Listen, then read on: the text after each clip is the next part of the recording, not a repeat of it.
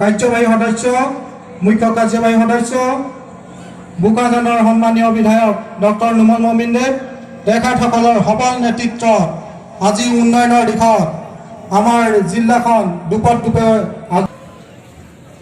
নিজৰ নিজৰ ক্ষেত্ৰত কিদৰে সফলবান হৈছিল তেওঁলোকৰ ক্ষেত্ৰ কি আছিল তাক উল্লেখ কৰিব নোৱাৰি অতি আপোনালোকক দুখ মাৰ্জনা বিচাৰিছোঁ। কাফি তেৰং পে হেমাৰী তকবি জিতেন শইকীয়া ৰাজেন ৰংপি বৰ সিং তেৰাং জাৰাদ্দি চাংমা লাংটুক তেৰাং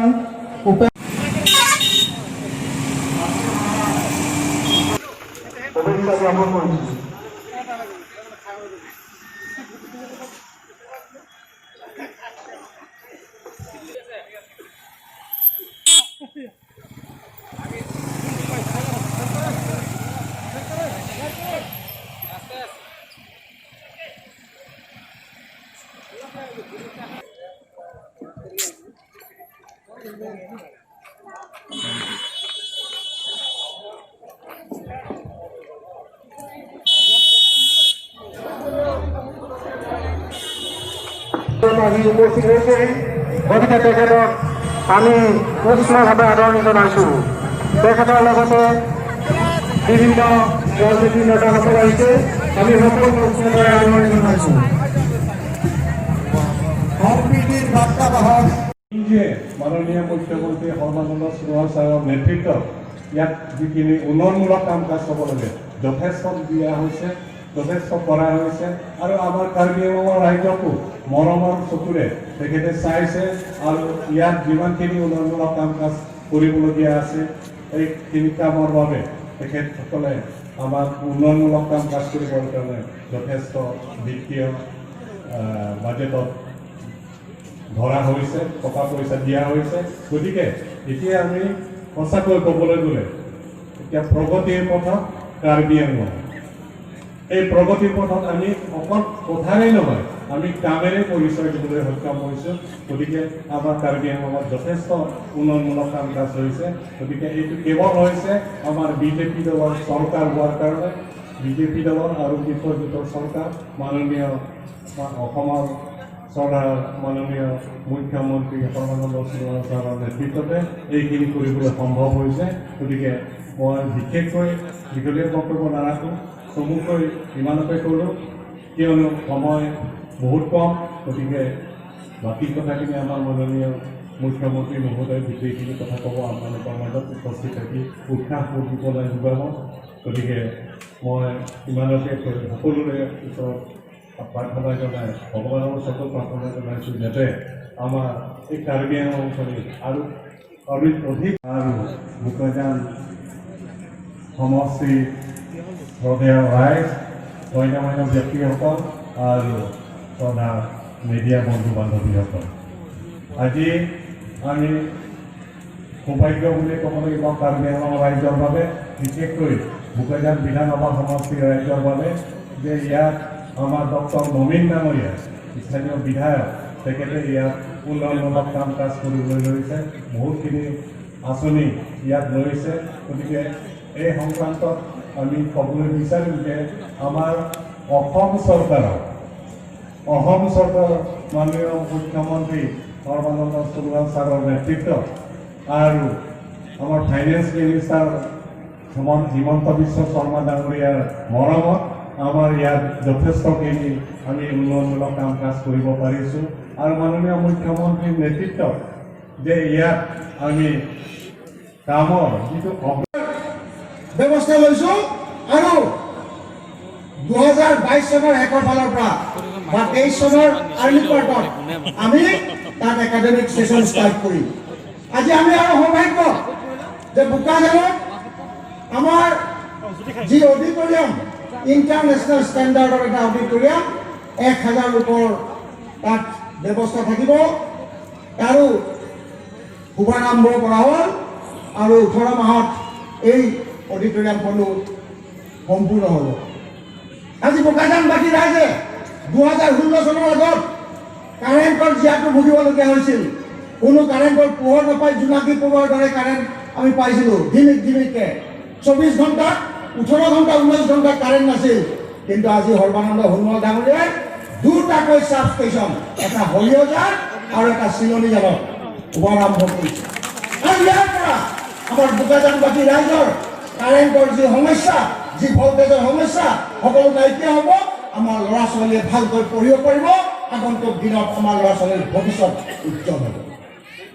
আমাৰ বোকাজান সমষ্টিত সৰ্বানন্দ সোণোৱাল ডাঙৰীয়াই যেনেকৈ সুবিধাবিলাক দিছে, যোৱা 70 বছৰত 55 বছৰ কংগ্ৰেছৰ ৰাজত্ব কালত যিমান কাম নহৈছিল তাতকৈ বেছি কাম আমি 4.5 বছৰত কমপ্লিট কৰিবলৈ সক্ষম হৈছোঁ। লগতে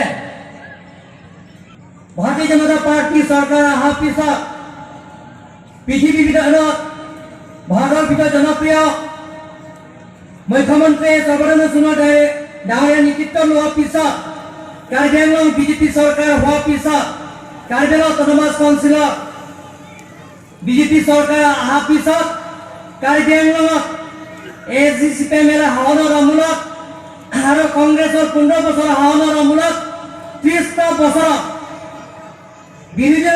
বিৰোধী দলবিলাকৰ শাসনৰ আমোলত কাৰ্বি আংলঙত সৰ্বানন্দ সোণোৱাল ডাঙৰীয়াৰ নেতৃত্ব চৰকাৰক যিটো আঁচনি কাৰ্বি আংলঙৰ কাৰণে দিছে, কাৰ্বি আংলঙৰ কাৰণে যিটো উপহাৰ দিছে কেন্দ্ৰীয় চৰকাৰ ৰাজ্য চৰকাৰ আৰু স্পেচিয়েল পেকেজৰ জৰিয়তে যিটো আঁচনিবিলাক দিছে সেইটো 30টা বছৰত AGCPMৰ আৰু কংগ্ৰেছৰ শাসনৰ আমোলত আমি তুলনা কৰিব নোৱাৰে।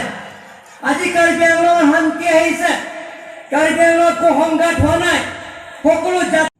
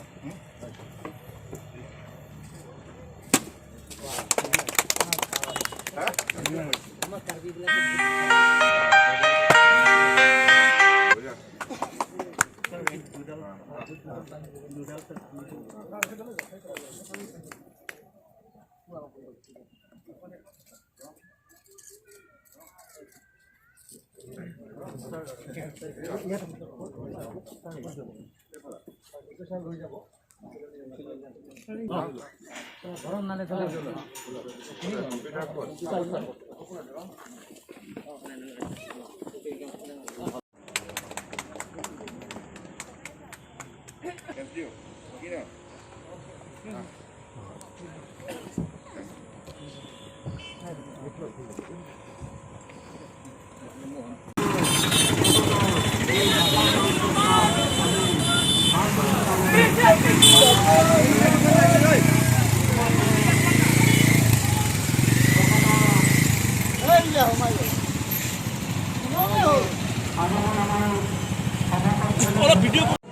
কাৰ্যবাহী সদস্য মুখ্য কাৰ্যবাহী সদস্য বোকাজানৰ সন্মানীয় বিধায়ক ডক্টৰ নুমল মমিনদেৱ তেখেতসকলৰ সবল নেতৃত্বত আজি উন্নয়নৰ দিশত আমাৰ জিলাখন দুপত দুপে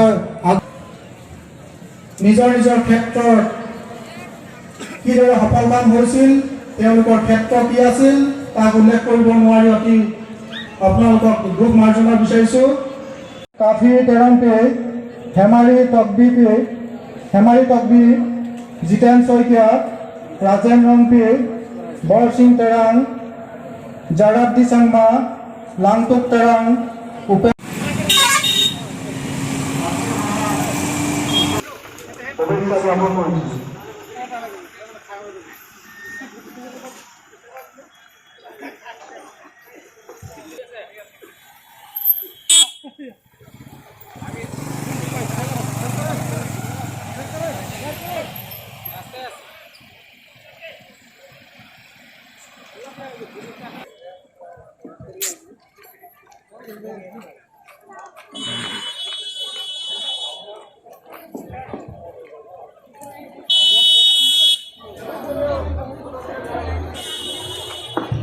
উপস্থিত হয়েছে গতিকে তেখেতক আমি উষ্ণভাৱে আদৰণি জনাইছোঁ তেখেতৰ লগতে বিভিন্ন ৰাজনীতিৰ নেতাসকল আহিছে আমি সকলোকে উষ্ণভাৱে আদৰণি জনাইছোঁ সম্প্ৰীতিৰ বাৰ্তাবাহক